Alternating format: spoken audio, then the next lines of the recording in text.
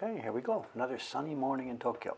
Although it may not last. We have rain forecast for this afternoon. But a sunny morning in Tokyo. Good morning, good morning. We just missed the Oshibori. He just pulled away 30 seconds ago. He was there for the past 5 minutes or so. It's too bad. We could see right inside the back of the truck. I was thinking it would be okay today, but he's gone.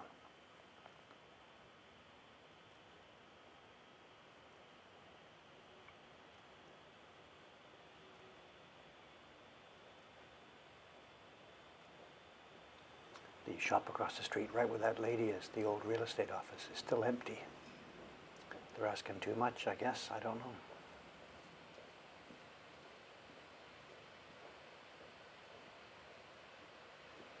Oops.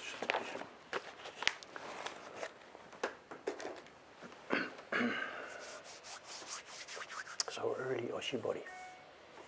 The questions. The paper is out. Ishikawa-san is already up there. She's doing test printing on the 4th print of this year's series.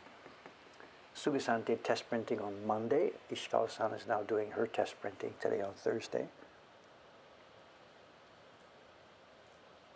Not Monday, Wednesday. I forget. I don't even remember what day things happened. I don't remember.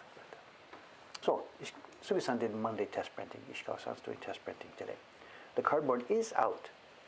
It's all out. Actually, I got it out last week, and there's no cardboard built up this week, but there are cans and bottles. They are gone. I've done all my chores. The gas line thing, whatever, the gas is done over there. The pavers are still out, and they will, right where that lady's walking now, is where the pavers have been taken up. I suppose they will be put down later. All the maintenance things are up and running. It's okay. Today we're going to be carving. And I did some carving yesterday morning off stream. I realized I'm getting behind schedule on this. And I'd fallen into the habit of only doing the work during stream times. And it's not enough. 90 minutes, 3 times a week is not enough to get this done. So I spent a couple of hours on it yesterday. Finished up around the calligraphy in the cloud. So today we're going to go down to the pups. I've got to get moving on this. I've got to get moving. It's now well into March.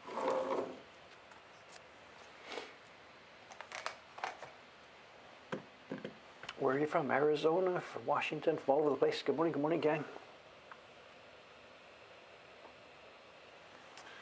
Good morning. Yeah, so more like 45, more like 5, whatever. Anyway, it is clearly not enough. There's no question about it. It's clearly not enough.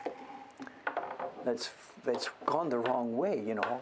Carving on the stream to provide content for the stream has turned out to be the only time I do carving, and that's the wrong way to look at it. Again, it's just the same thing, the other jobs. There's just so much going on here. Let's get my location set here. Pups are here. So much going on.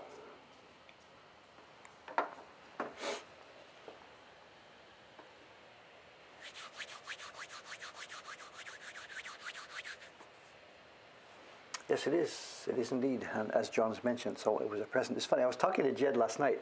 Jed and I are starting to plan the next Ukiyo Heroes print. We've decided what to do, and he sent me the tracing last night. So this is just the first seed of what months from now will become a print. The next print in the woodblock series of Ukiyo Heroes prints has now been decided, and it's going to come to life. Jed and I were chatting about it last night, and I mentioned to him that sweatshirt you sent me a couple of years ago for Christmas. He's like, what do you mean? What do you mean? I reminded him about it. And I said, it's getting good traction. So.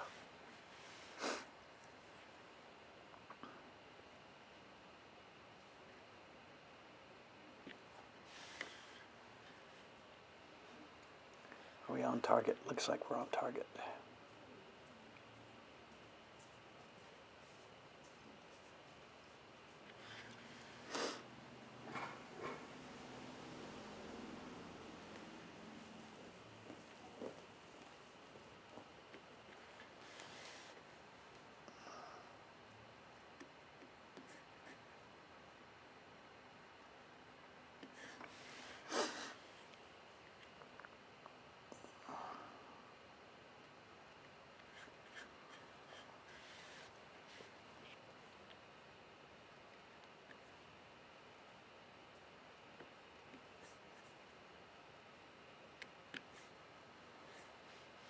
So I decided, I'm looking at Jed's catalog, he's got lots and lots of designs that could become prints, and most of them either I think are not suitable or not interesting to me or whatever.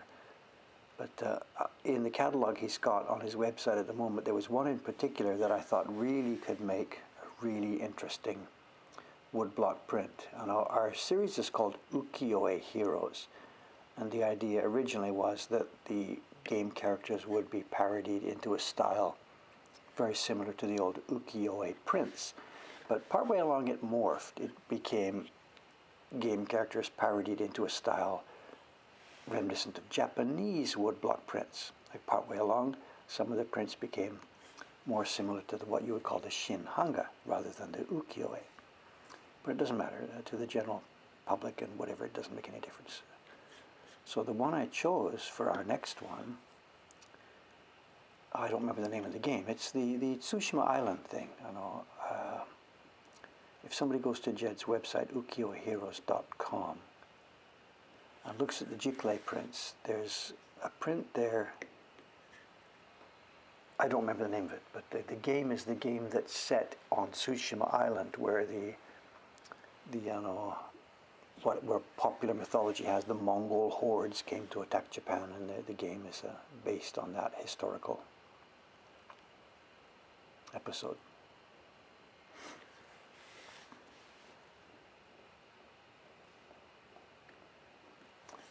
I'm thinking that will make a very interesting print. Not quite exactly the way he's got it on his Jiclay version, but we can do some interesting things with it. So.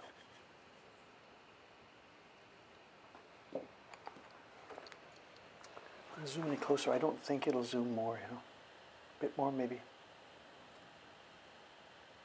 Yeah, maybe we can get a bit more.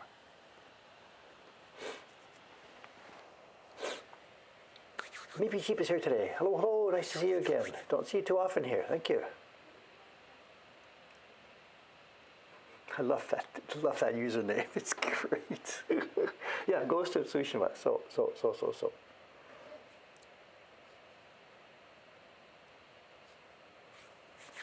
When I consider making a series of the 50 United States, I don't think it's something that would be a high priority for us. That's a job that should be undertaken by an American printmaker, and I'm not being like culturally appropriate here. I mean, there are now in America many people working in this, not many, but there's a whole bunch of people learning and working and studying how to make prints in this kind of technology. And absolutely, that would be a project for one of those.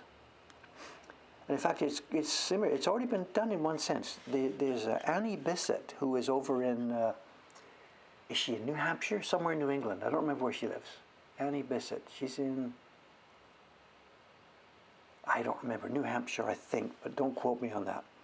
Some years back, she made a set of prints on all 50 states.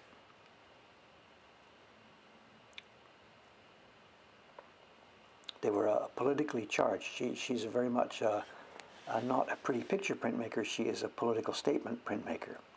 And she made a political series of prints on the 50 states.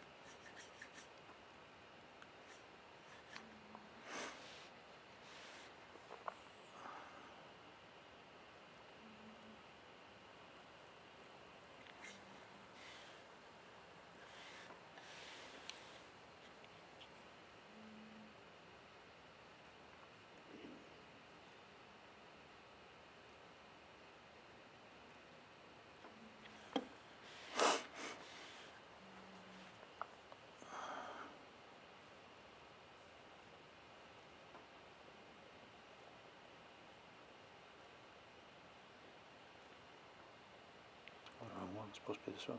Yeah.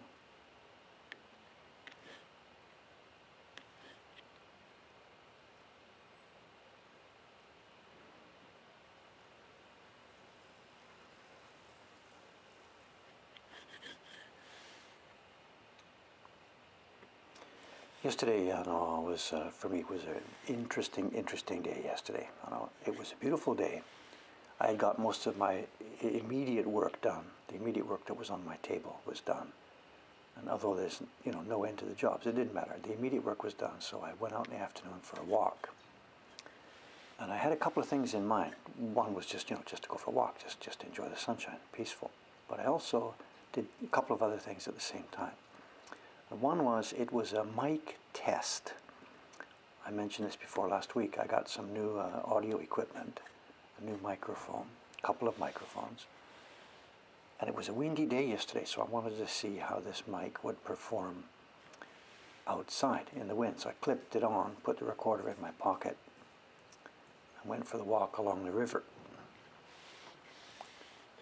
And I learned a lot. I learned that I took with me 2 or 3 different, what do you call them? Wind shields? Wind guards, wind shields.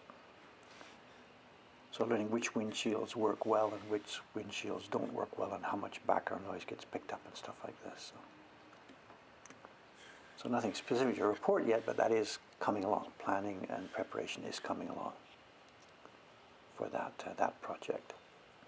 And I walked along the river down to Ryogoku, where the sumo tournaments are held, and that's all closed up at the moment. But right behind the Kogukikan, the place where they hold the tournaments, there are a couple of small parks. And one is called the Kyuyasuda Teien. It's right next to the sumo tournament arena. I don't know the history. It was an old samurai garden or something. I don't know, whatever. And there's a little pond in there and some benches, and you can sit on the sun. And the pond is full of massive, and I mean massive, it's full of massive tortoises. And they're like, not Galapagos Island massive, but they're massive. They're like big dinner plate size. All these tortoises. Dead cats. I'm not sure what we're talking about, dead cats, but whatever.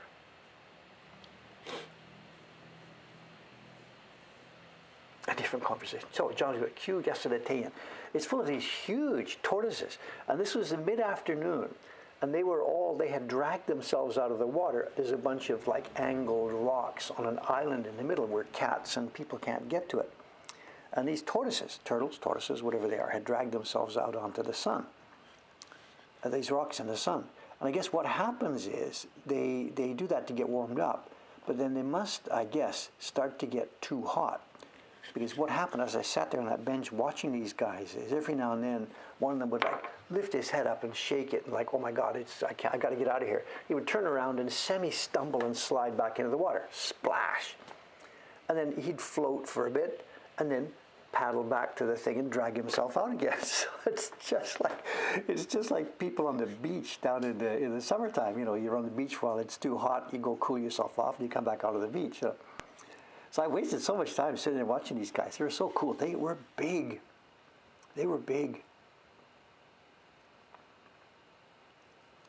My mother tells me we had a pet tortoise when we lived in England back in the early 1950s. I don't remember this.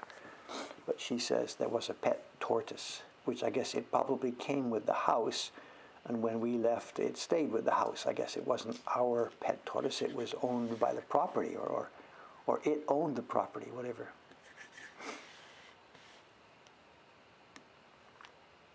But it was fun yesterday to watch these things. So. They look just so human. The activity, oh my God, I'm too hot, I got to get back in the water. Splash. And you can see him paddling, and there's this feeling of relief, of the cool water,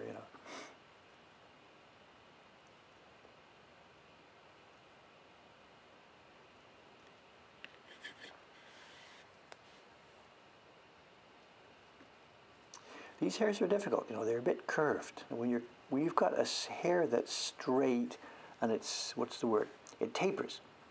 It's got, a thin tip, and then it gets fatter, and then it gets thinner at the other end. When they're straight, that's easy, but when they're curved, it's difficult to get the second curve in, to get the thing to swell and shrink while you are curving.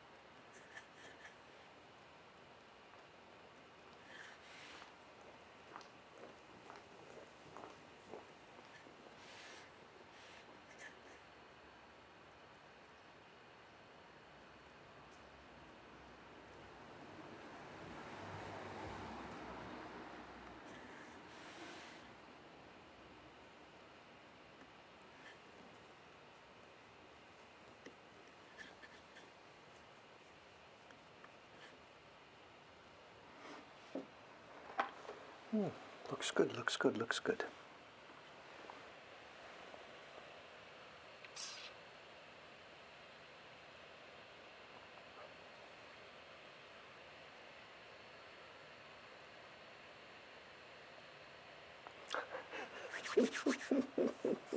Always talking to himself. It's okay. It's not just me, you know.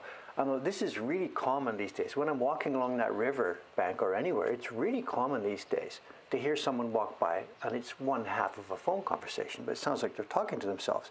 And you look closely and they've got, you know, something in their ear and whatever, they're walking along. So walking these days and talking to yourself is no longer a sign of incipient madness and called the white coats. It's normal behavior these days. So this is totally cool. This is totally cool.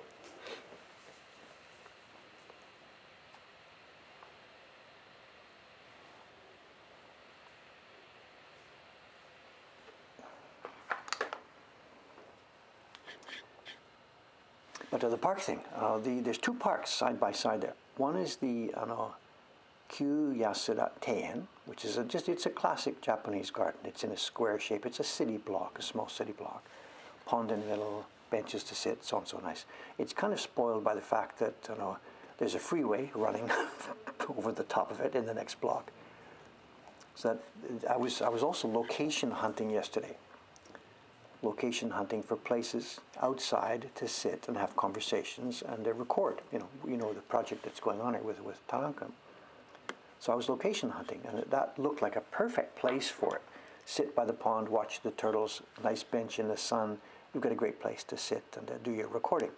But unfortunately, it's completely spoiled by the freeway. There's a freeway running along the river there, and it's just a never-ending roar. So that location was out. But right behind that park is another park, and I don't remember the name of it. John or somebody will have to help us here. It's when you look at the map, there's two parks side by side, one block and another block, and they're joined together. And this is a park I had actually never been to here in Tokyo before. I'd heard about it, I knew about it, but I'd never been there. And while I was in the neighborhood yesterday, I stopped by, and it was interesting. I didn't realize it, but yesterday is a sort of a calendar day. March the 10th is one of the 2 days each year. I hadn't known this, but March the 10th is one of the 2 days each year when there are special ceremonies held in the memorial halls in that park. And the memorial hall was built in the 1930s first to honor and to remember victims of the great earthquake that happened in 1923. And part of it is just a sort of ceremonial memorial, but part of it also, there is I forget what the word is in English. This is where the ash and the bones are actually preserved. The people who were, not identifiable and nameless, and the tens and tens of thousands of people that died that day in 1923, and after they were cremated or whatever, and the ash is here. So there's this pagoda-style memorial hall stacked with these urns, not individual urns, but community, whatever, bones and ash and stuff all together. And this is one of the days when the memorial services were held. So I didn't know about this. I just walked into the park and there's stuff going on, so I hung around and just looked for what was going on. And something really, really, this is interesting or whatever. The place, the memorial tower there, where the remains are preserved, there's an open door to it at the south and a table. And the tables were set up, and I guess these tables are probably there every day. It wasn't just set up for this event. I don't know. And as I stood there beside this thing, this is about 3 o'clock in the afternoon, kind of a parade of people, not parading one after the other, but somebody came, then somebody else came, then a few minutes later somebody else came. And these were people about my age or so, and they all brought shopping bags, like plastic shopping bags from the supermarket. And they came up to the entrance of the memorial pagoda there where the tables were, and they took out food. Like, here's some fish, whatever. They unwrapped the plastic thing and put it there and put it here and put it here, and a yogurt cup and a beer can and some more food and this and that. The table was really quite full of food, not prepared for cooking, but food in the supermarket packaging, And I guess this is, of course, these are offerings to the people that were in there, I stood there peacefully and watching, and the people nodded to the people going in, and they nodded to me coming out. Whatever. And I didn't think anything of it, me standing there watching this. But I sort of wanted to learn more about what was going on, so I walked over to a signboard nearby explaining what this is. And it turns out that it is what I thought it was. It's a memorial to the people who died in the earthquake. But what happened a couple of decades later, they repurposed the memorial. They've made it serve a double purpose. It's now a memorial not just for the earthquake victims, but for the victims of the wartime firebombing. And, I don't want to lecture about that, whatever, but there was one evening or one night in early 1945 when the bombers came over and with incendiary bombs, and they incinerated this part of Tokyo. And well over 100 people didn't make it to the morning. 100,000 people didn't make it to the morning. And they are also memorialized here. And yesterday was one of the days when people came to remember.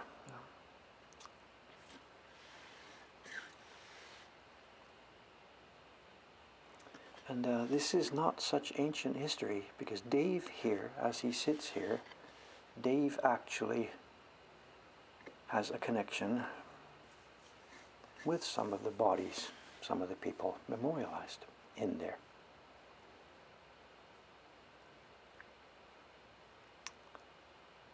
So actually I turned out to be there on the right day, and I didn't bring any food or anything, but I sat there for quite a while then. After I realized what this was, I sat there for quite a while thinking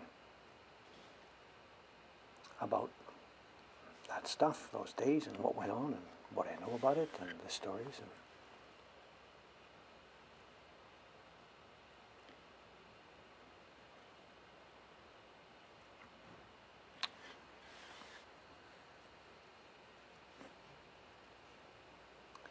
I was born in 1951. I don't know any of the people who died that night, of course, obviously. But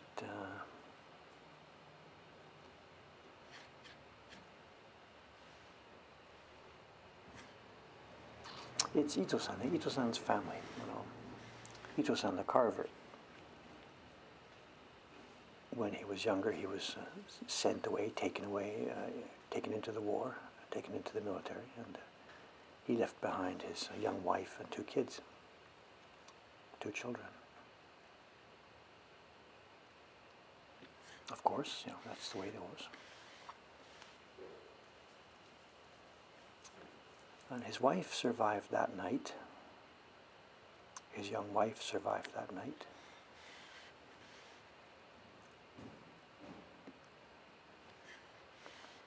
But the children didn't.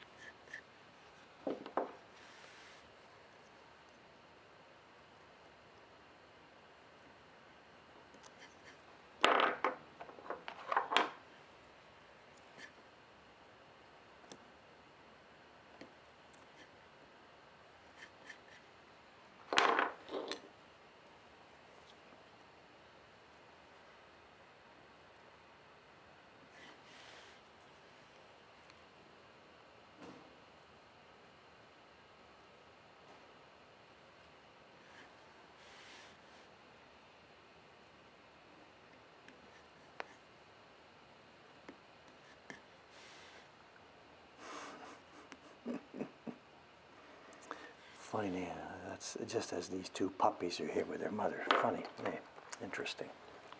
Talk about coincidences.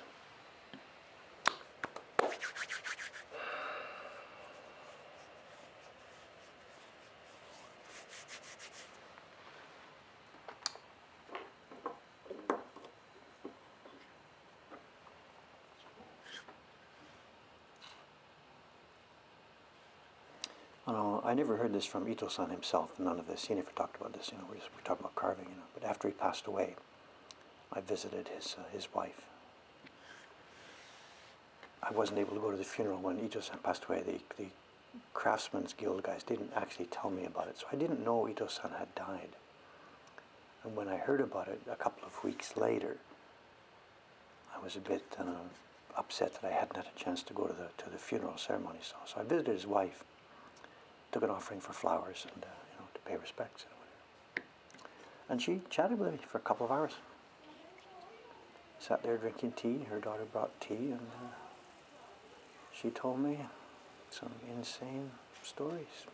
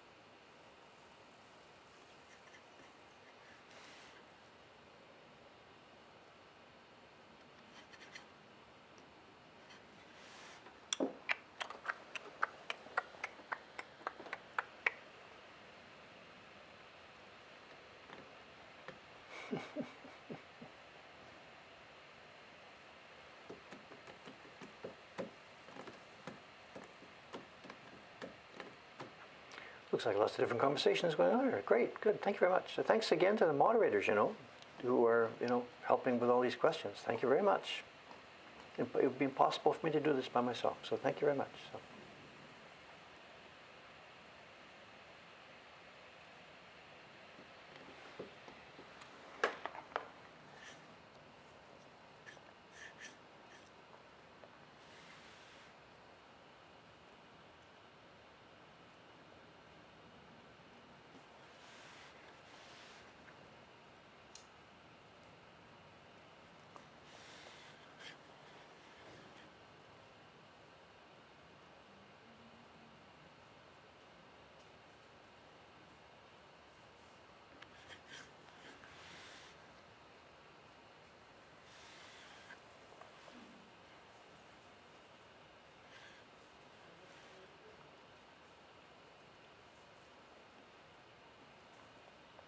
I see the discussion there is going on again about materials and where to get stuff for printmaking, and people who are new to this are struggling around trying to find stuff, And I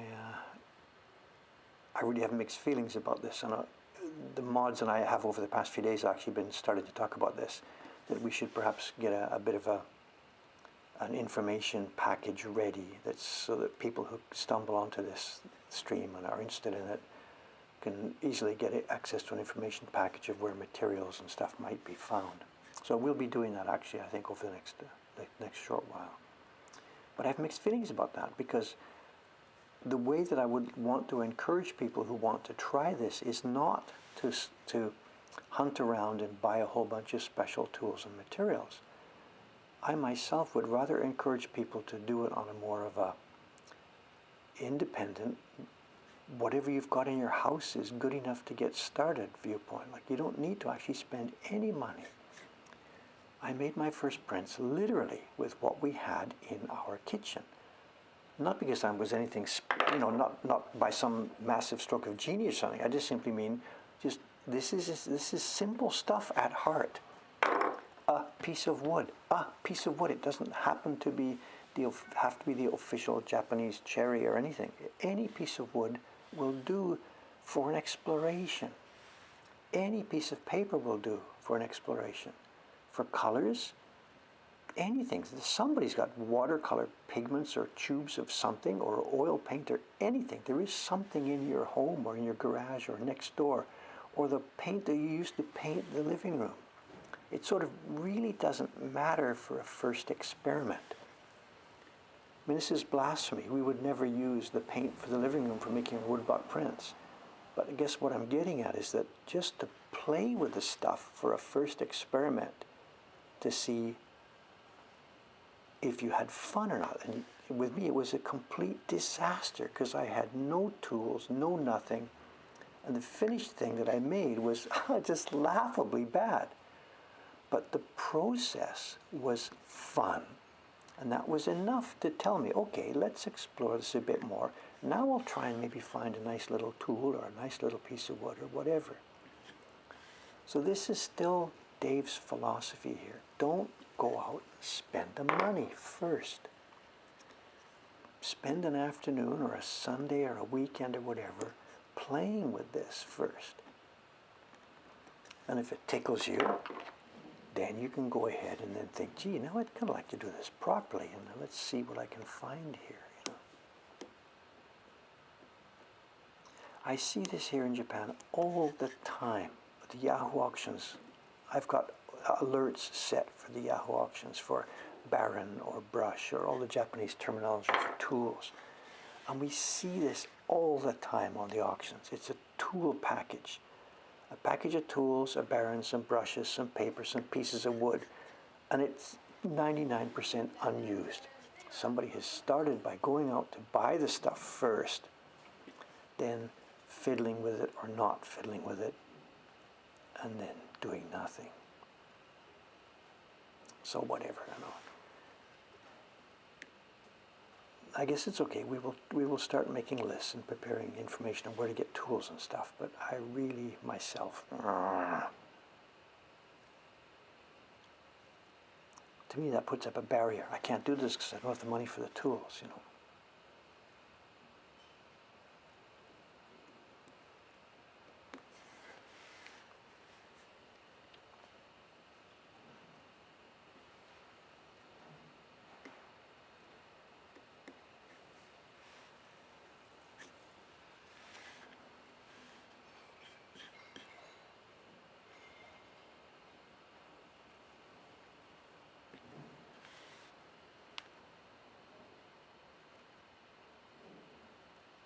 I know there's a different viewpoint to what I've said. I understand it. You know, a Japanese person here, or a Japanese teacher, or somebody running a school would say, "Oh my God, Dave, that's totally wrong."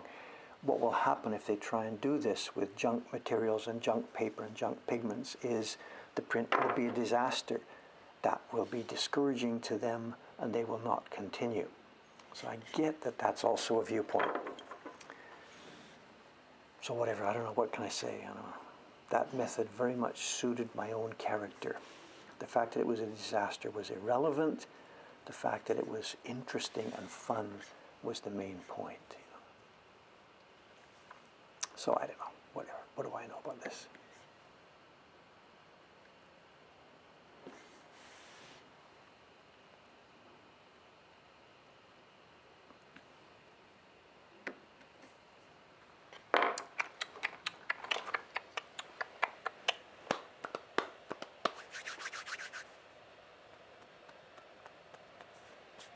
So John's got a wallet first. That's very much a way of doing it. There's a phrase, I forget the phrase in Japanese, you've got to get the hat. If you're going to be an artist, you've got to get the artist's hat, then you do the artwork. If you're going to be something, you get the hat first. You get the chef's hat, whatever. You buy the hat first and the gear and the goods, then you try it. You know, to me, that's just so backwards, whatever, but you know. So both things are true. Both things are true. You don't need to spend any money to test this. It's all going to come down to your own personality, I guess, whatever, your own personality, your own culture. Certificate of the Book Arts. I don't know much about what that means, but okay. Do I plan on making a video about tools, chisels and brushes? Well, not specifically, but I do have a small little ebook which has video talking about rudimentary tools and stuff. That's out there. You know.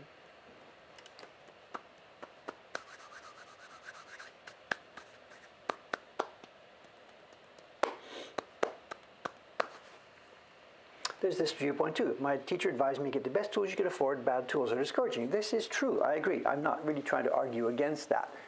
My point was simply, for a very first very first dabble at this, don't spend money. And of course it's going to be no good. But as long as you understand, both things are true. Both things are true. Look at this. This is going way, way more than I can follow this. I'm sorry. What about trying to show off some basic carving techniques to beginners? This is not a tutorial stream. Absolutely. This is my work, and we're allowing people to come in and watch the work for a while. This is not a tutorial. I'm not a teacher. I'm not a guru. I will never, ever take that mantle. So I'm sorry. There are people, lots of people out there teaching this. Terry McKenna here in Japan, people over in the States, Matt Brown. There's teachers and information everywhere. But I am not going to run a tutorial bunch of techniques here. I can't promote my own stuff. We do have a small ebook available on our catalog, which has pictures of me carving elementary, rudimentary stuff, and videos as well. So the information is out there, but that's really not going to be what this stream is going to become. But the information is there, and all. So Vivid's talking about the FAQ page. If you want some information right now today, write an email to info@mokohankan.com. That goes to Cameron's desk, and he has a FAQ file which he sends to people who ask about this. Just to write and ask, where can I learn details about this? And Cameron will send you the FAQ. And sometime over the next couple of weeks, whatever, here at the Twitch stream also, because of the recent massive interest in this, we will be preparing a download link where you can get a bunch of this information too. But am I going to become everybody's teacher? No, no, no, no. Speaking of which, I should work. Balance of work and talk here.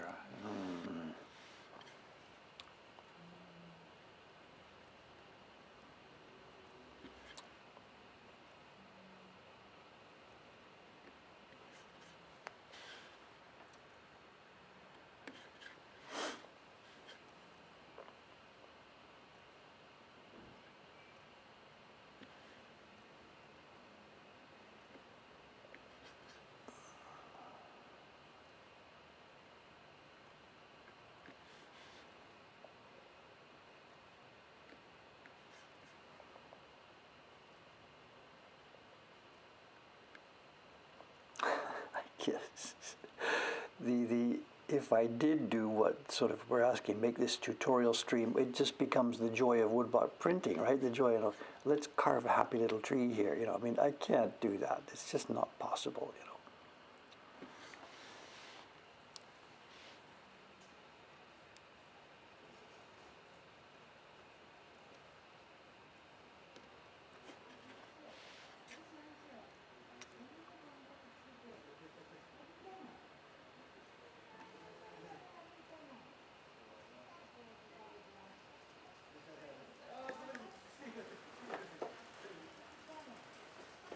Getting active out there, eh?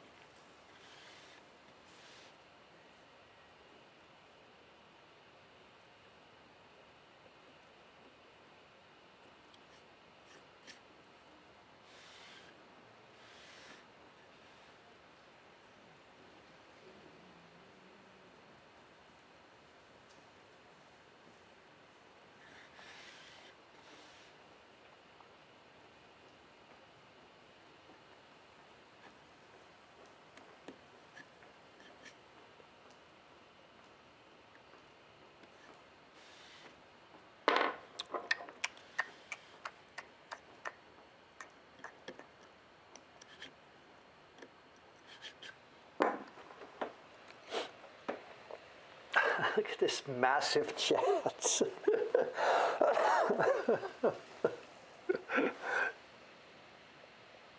Lots of different conversations going on at the same time, I guess, right?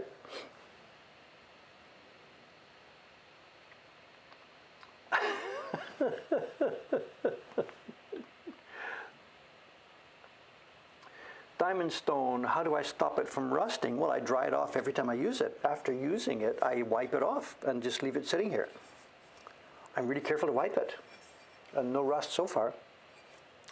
But if you left water on it, I'm sure you're dead. And it sits on a rubber pad, and after using it, I wipe the water off the top, flip it over, wipe the water off the pad.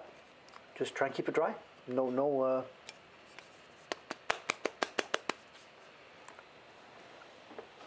magic, I don't think.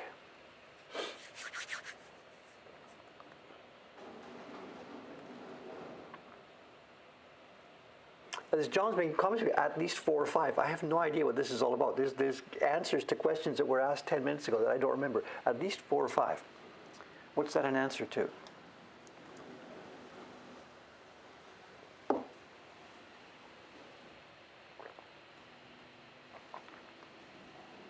I don't know what's going on. Oh, conversations, okay.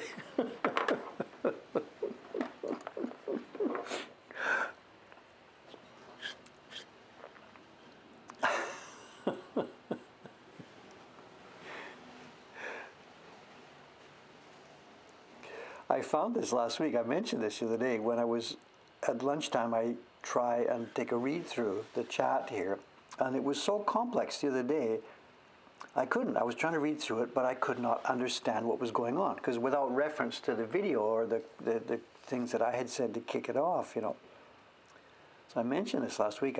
Instead of replaying the chat, I sat at my lunchtime and replayed the whole stream, 90 minutes. What an unbearable waste of time, you know. For myself, and maybe it's not a waste of time for you, but it wasted time for me. You know. Replayed the whole thing. What a waste of time.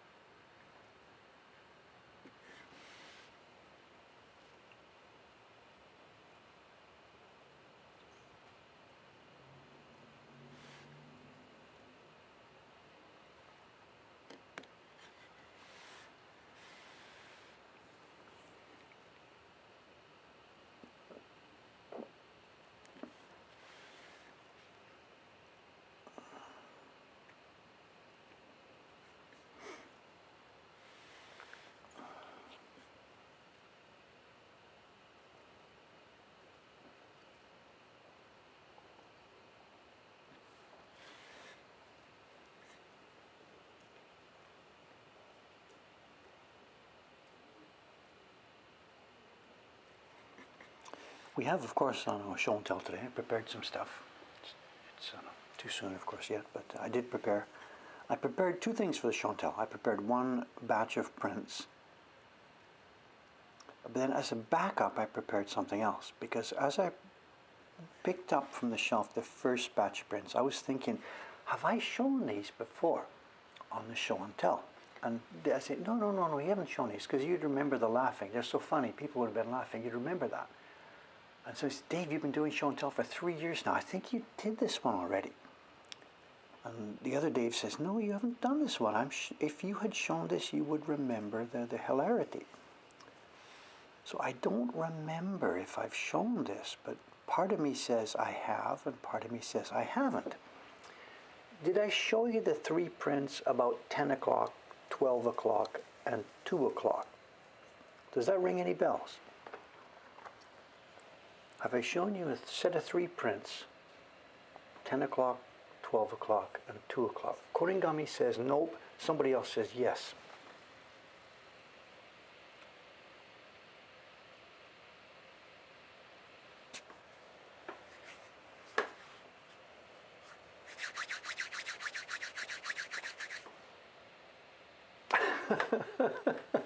No, I think if John doesn't remember it, then I probably haven't shown it, because John is an extremely regular person here. And as soon as I say these three numbers, it should be apparent. So I think it sounds like I'm safe on this, I think. So good. That relieves me. So the backup show and tell item here can wait for another day.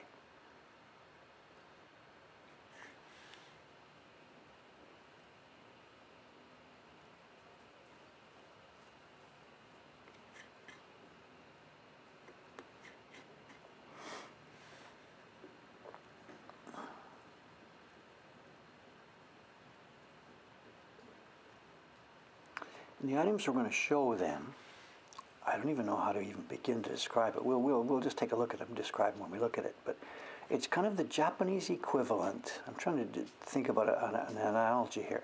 The prints we're going to look at this morning in the show and tell are kind of the Japanese equivalent to, do they still exist in Britain? I know, seaside postcards.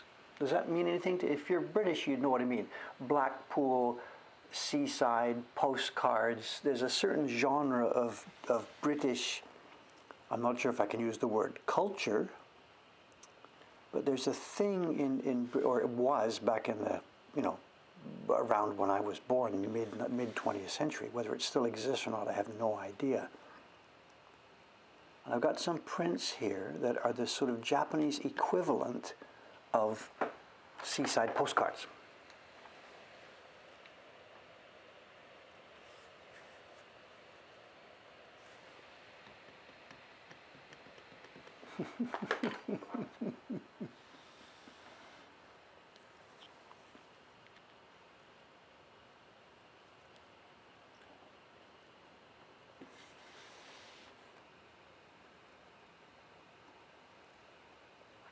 I don't know the name of the genre in English.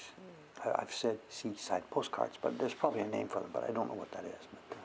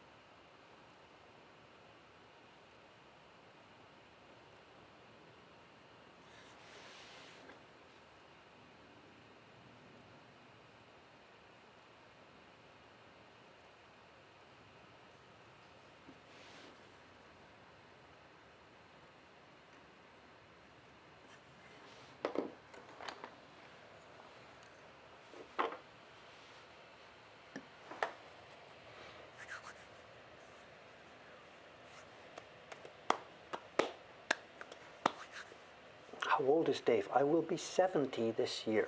I will be 70.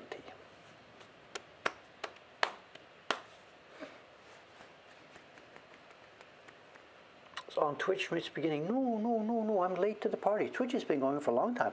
We started Twitch in August of 2017.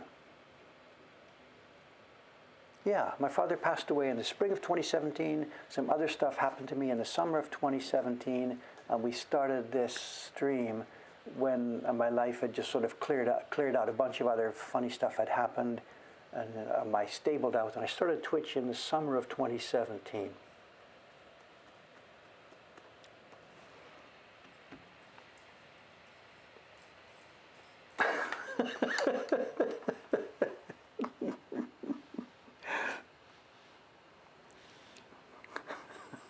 Nice. I try to avoid that, but what can I do?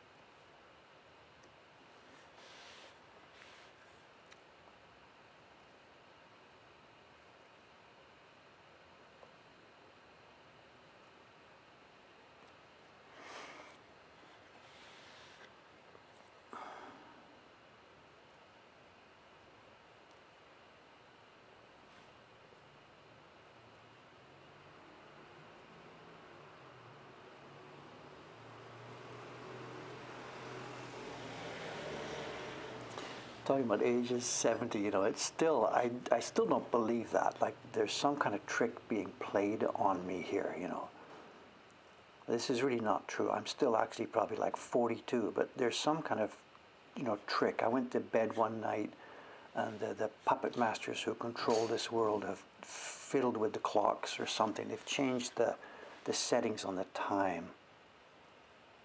The people who control our universe, and they've moved it ahead suddenly. And I was 40, and then I woke up the next morning and I was like 68 or something.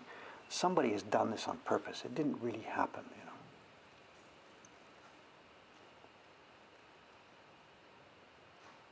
It's all a game. Hopefully they're going to turn it back soon. They're going to get tired of this, and they're going to turn it back. And I will be 40 again. Please. Because I don't like the way this is going.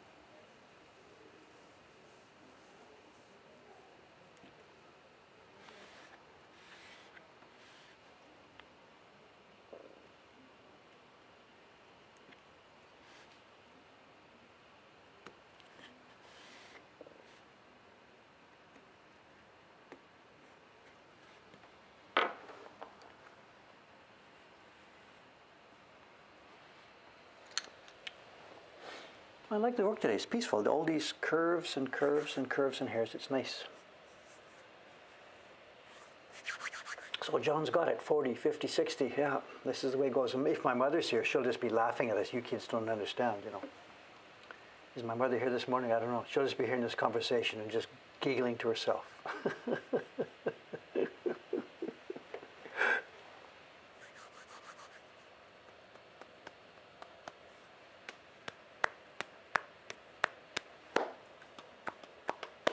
Here she is, John. You were just zing, zing. I know anything. We try and talk about this topic, and that's it. My mother comes in, and sorry, guys, game over.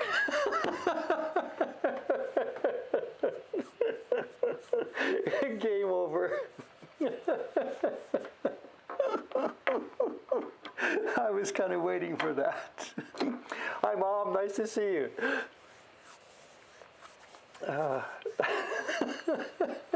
This is the thing from my mother's point of view, you know, being in the situation she is, she's not happy about, you know, she would rather be young, of course, but being her age does come with some, it comes with some, what's the word, credibility, you know, and she gives her the right to come in here and say, shut this down. So, wonderful, wonderful. Wonderful, wonderful. Hey, I know, Mom, do you have a date yet? What's your vaccination date? Have they given it to you yet? Excuse me for the private conversation here. My mother, and there's a deal, I guess, where she lives, there's a, you go on the net and make your reservation and stuff like this. It's a pain. You mean the shot? You had the shot? Or it's a pain making a reservation? Did you get a reservation?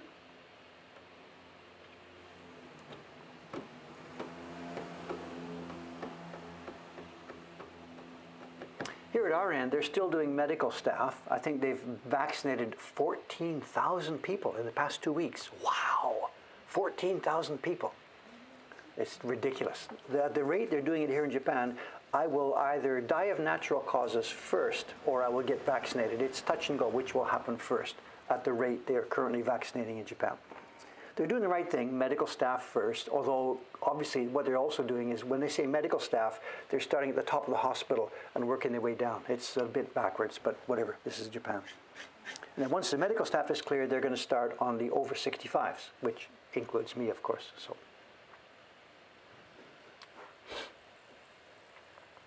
Easter Monday. Oh, you got so that's your reservation. You got one. Good, good, good. Thank you, thank you. Great, good to hear.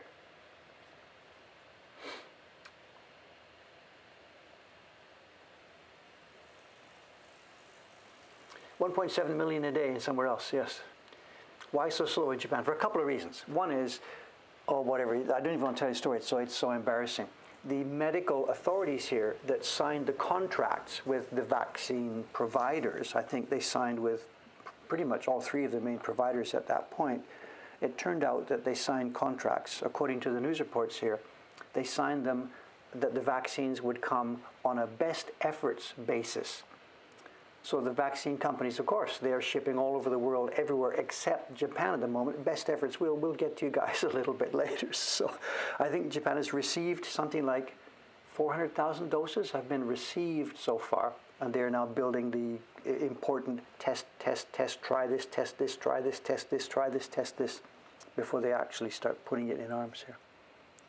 Japan is so good at some stuff, and Anthony, it's so super organized that gets in the way sometimes. It gets in the way.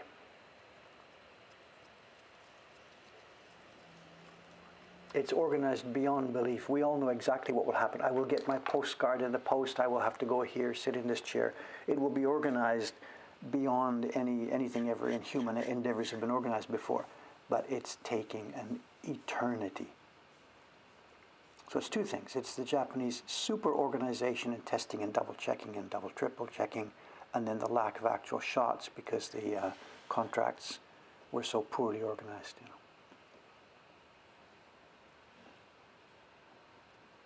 So we'll get it one day, and eventually when it finally does start, when the wheels finally do start to turn, then they will turn smoothly.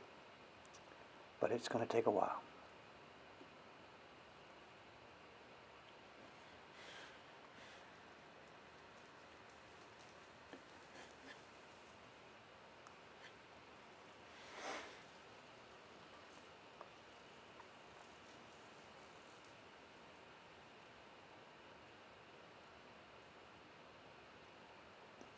I know the Canadian one can't be all that different too. I would have expected that someone in my mother's situation would have been an extremely high priority, but I guess not.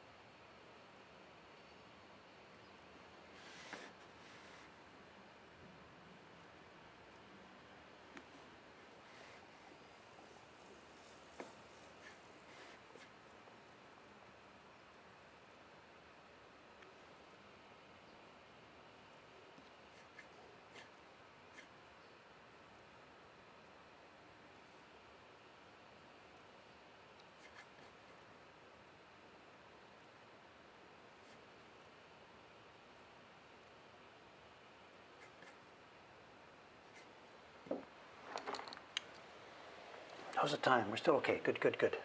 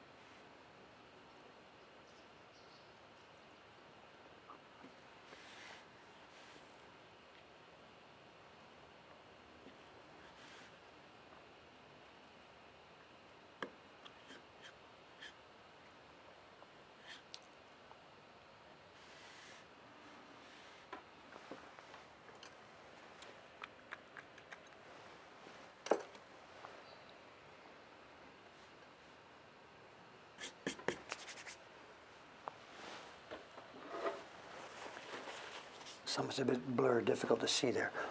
Touch of oil. You see a tiny splash of camellia oil really brings it up dark.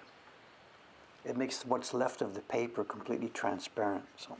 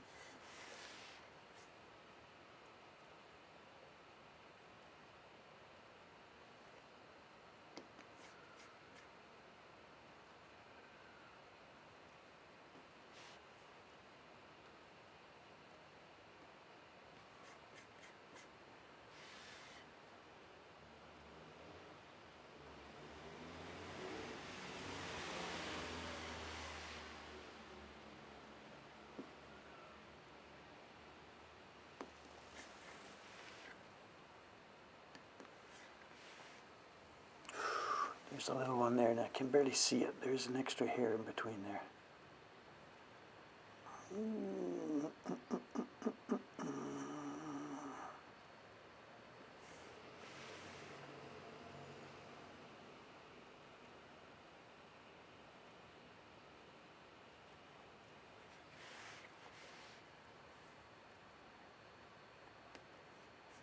Got it. Good.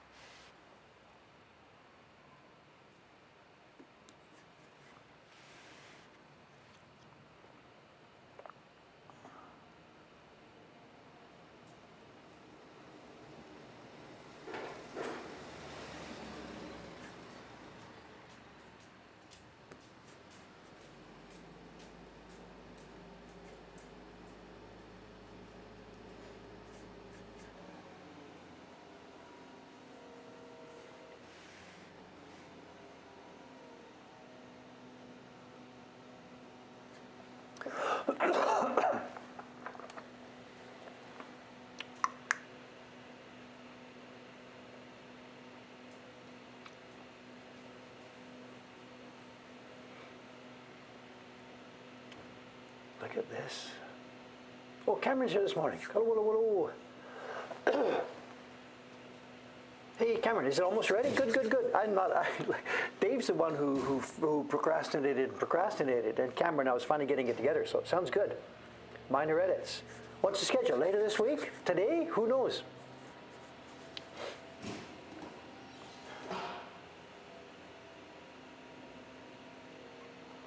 It looks like it's show and tell time. Hey, show and tell, show and tell, show and tell. Look at this. My God. Hey, Korengami, I finally did the intro. Why didn't you capitalize finally? Cameron says could be today. Today, be careful, when Cameron says could be today, what Cameron means is Japanese time. It's early in the morning here, Thursday. So he may get it up, for example, later this afternoon Japanese time, which is not going to be today for most of the people watching this. So please understand. I'm looking forward to seeing this too. I have not seen this video yet.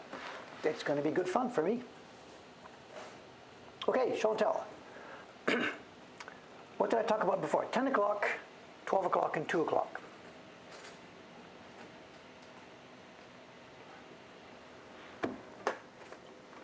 This is a mixed bag. I got a catch in my throat today, sorry. This is a mixed bag. It's an auction that I got, a couple of years ago, and the guy just put a bunch of different stuff on the thing and said, okay, here what you, just here you go. So some of these things are related and some of these things are not related. There's a set of 9. We'll look at these one by one here. We're looking again today at Pochibukuro. Pochibukuro. You saw some Pochibukuro, the envelopes before, the ones where you give money to your... Ohayou gozaimasu, domo. Arigatou gozaimasu. Onegaishimasu. Hai. Onegaishimasu. Hai, domo. Thank you.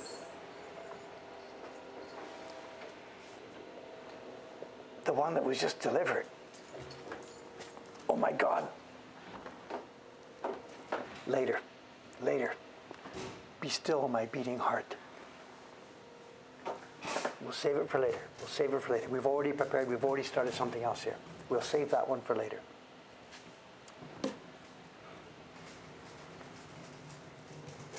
Pochibukuro. We said we've had the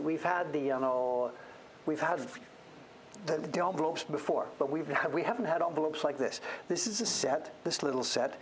These are also the same thing. These are. Oh, get the camera, Dave.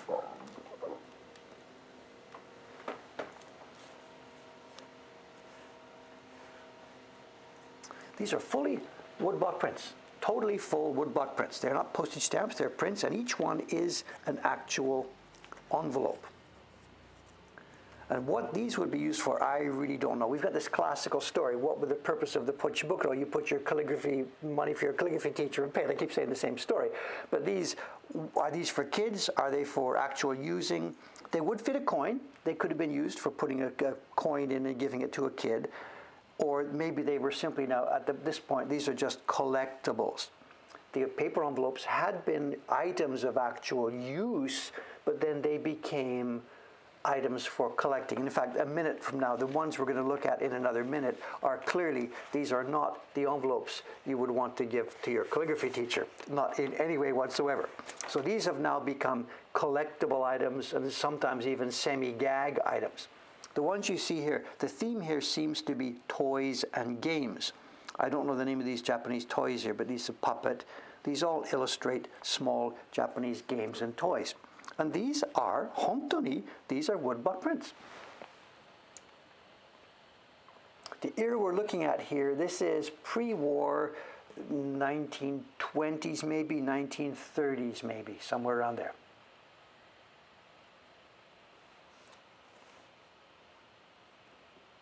And whether this is a larger set and these are part of it, I don't know.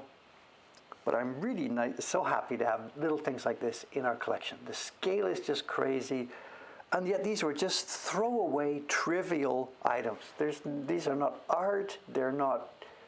It's printed matter back in the days before color printing was cheap and easy. And if you wanted nice color printing, you did it with woodblock. Real nice, real fun. Okay, that's the warm-up here. The next, we've got a set here of unfolded, unpasted up pochibukuro. This is the way you can see how things were made when they were in the production phase. There's a piece of paper cut here, it's got a woodblock print on it, and lines are scored, ready for folding. So this is how they're made. In fact, here's one. Let me show you this one again.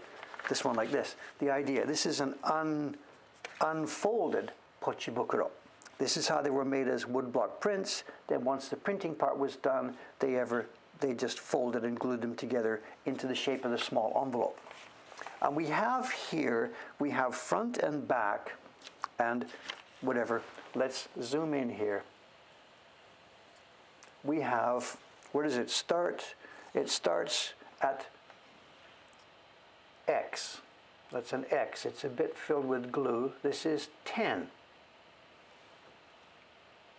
Do we understand what we're looking at here? I'm not quite sure.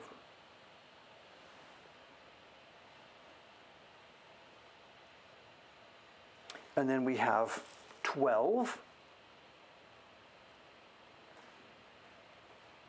And then we have 2.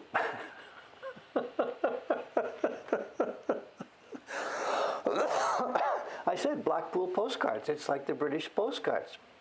And you didn't give these to your calligraphy teacher. For those of you who didn't get the idea here, we have 10 represents 10 o'clock. This is a futon. The bottom 2 sheets are the thick futon that you lie on, and the top sheet is the futon that covers you. And we have a man's feet. He's got, suntan feet, and the lady's feet. 10 o'clock, and to run it again, if you didn't quite get it the first time around, 12 o'clock, inside the futon, the position of the feet, and then we have 2 o'clock, and everybody has gone to sleep. 4 hours.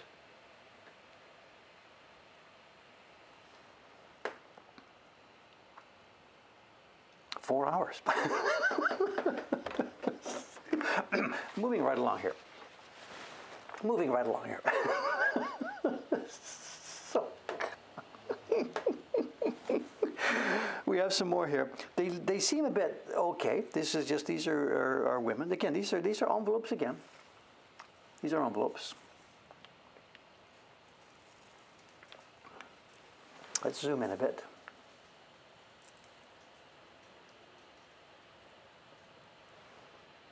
This really looks 1920s. This is, they look like the kind of drawings done by Takehisa Yumeji. This is absolutely 1920s, top to bottom. A forlorn-looking, tall geisha. Kind of pretty.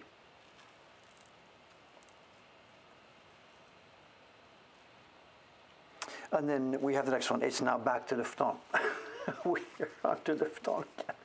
And I don't quite get this. You can perhaps, whatever. There is a broken shoji screen. We are looking through the window, and it's the same setup. There's a futon, 2 at the bottom, 1 at the top.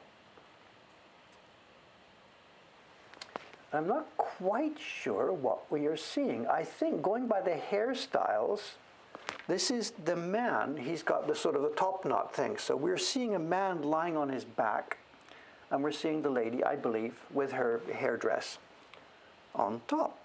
And that's all we get. That's all we get. This is not a series. So they played with these things, they played with these things. Like I said, it's the Japanese equivalent of, it's a little bit risque. It's not pornographic. It's not shunga. It's a little bit risque. I think we'll ignore we'll ignore that part for the moment. So. They were fun. They were little collectible items. Somebody would make them. They would share them among the collectors' groups. And so much for that part of it. Okay, that's 3 sheets out of the 4. The 4th sheet is okay. We now go back into general stuff now. We'll finish with the what's the word? What would be the British word? The smutty part of it. We're finished with that. These now are just more of gags and jokes. And these also, everything pinned on this sheet, these are also envelopes. Everything we're looking at today is an actual envelope. This comes from a collector's group. And I'd like to know more about this to be able to explain to you, but I'm not quite sure. It seems at first glance to be something like the Hisakurige type of story, where we have slapstick activity, a kind of couple of jokers banging around doing strange things. But it's not Hisakurige, but it is tied to its Edo Meisho, famous places in Edo. But I can't quite identify where they are or what's going on. And almost certainly these episodes are from some kind of story. But I don't know what story it is. I don't know any more about the background to this. But we have simply gag type episodes. Fisherman, there's an octopus has escaped from the fisherman, and the octopus has one thing in mind, so be it.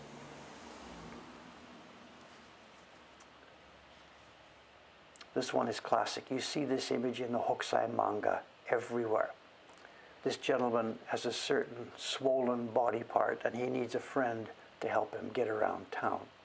And this is relative to the tanuki stories. We see tanuki all the time in the same thing. And this is a human who has been afflicted with the same problem as these tanuki. The lady here thinks this is kind of amusing. The guy thinks, I really don't want to be out here doing this, but whatever. So, this is not unique. There are books and books and books of this. This is a common trope. It's a trope in Edo era drawing and cartooning. This is very much a trope. This one, and again, they're gags. The lady is doing her washing. She has put the washing on the board to dry it up. And going by his stick, I guess what we're seeing is a blind gentleman who has been walking along the street, who is tripping over this. Ha, ha, ha, isn't this funny? Whatever. This one also, I'm not quite sure what's happening here. There has been a guy here who has been carrying fruit of some kind. There is an animal fight happening. And again, you tell me this is a cat fight, it's a cat and dog fight, it's two foxes, I have no idea what's going on. There's an animal fight, his basket is spilled, and the neighborhood people are reaping the benefits here.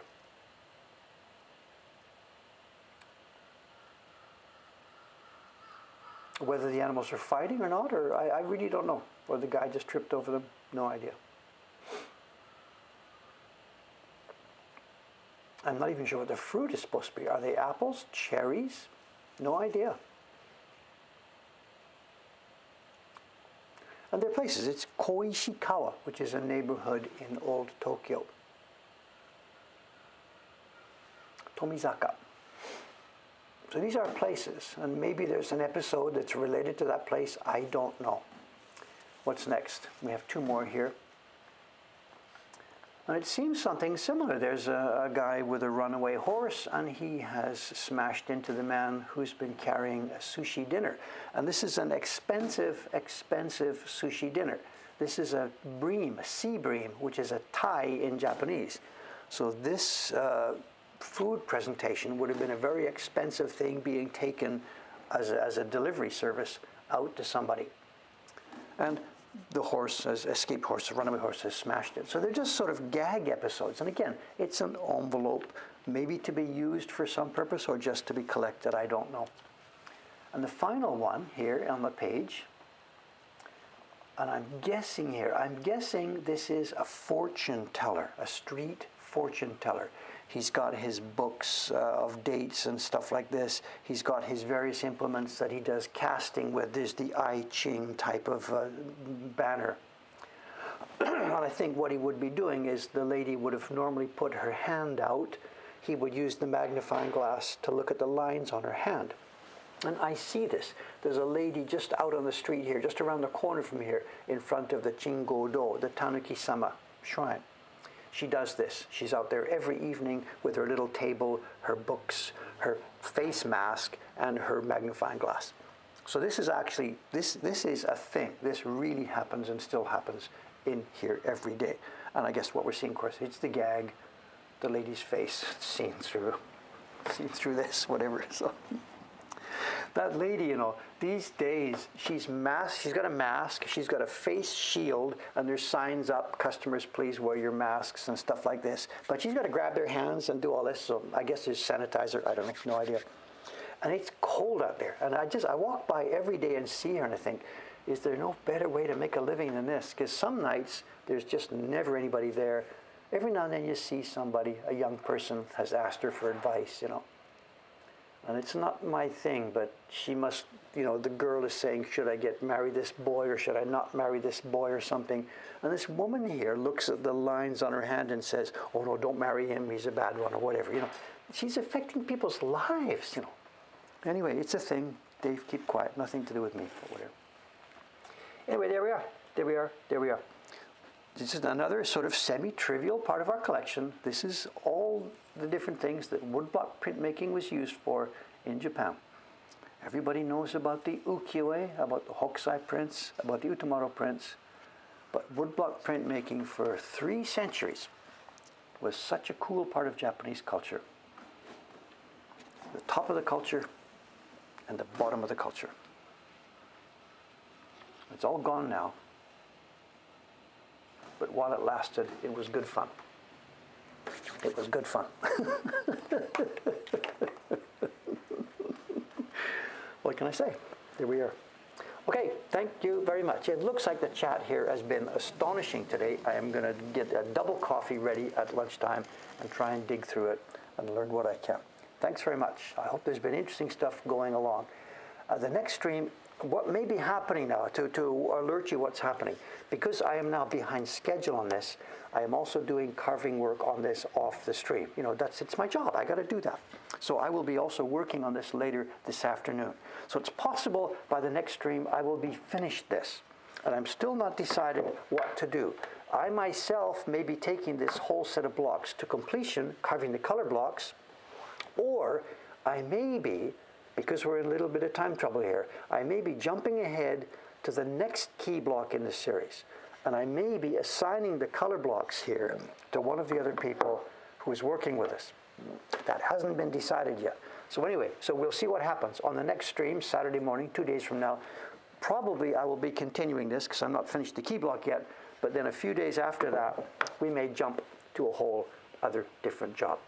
Okay, anyway, there we are. Hey, I've enjoyed this today. I know there's been a lot of different stuff. There was some things I was going to mention to you. I totally forgot. I've got a note. We'll talk about it next time. Doesn't matter, doesn't matter, doesn't matter. Things can wait. Thanks for the cooperation, everybody, and I'll see you 2 days from now, Saturday morning for me, Friday night for most of you. No, not sizing, not sizing, not sizing, not sizing. Let's put up the outside and see what it's like. Goodbye to the, well, that's the 2 o'clock scene. That's okay. Goodbye to 2 o'clock. 4 hours. My God, 4 hours.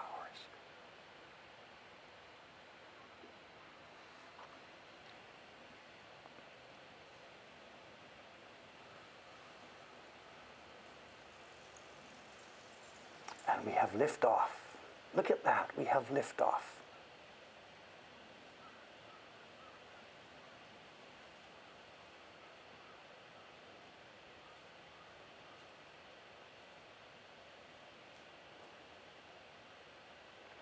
The bikes you see there, this is actually trouble on the street. The rule among the association here is no bicycle parking on the street. We try and keep them off. The bikes you see there belong to the people in that bar, the bar called Kawayon. And they've got a couple of motorbikes and a few bikes, and they're just sticking them in front, and they're like, what else are we supposed to do? And they're partly right. What else are they supposed to do? But the problem is, because they put their bikes there, other people driving down the streets think this is a place to park bikes. So over the course of a day, it grows and grows and grows. But whatever, because they are long-time members here, we really can't do anything about it. Anyway, there we have it. Nice post liftoff, rock it up. See you later. Signing off now. See you in a couple more days. Bye for now. Thanks for watching.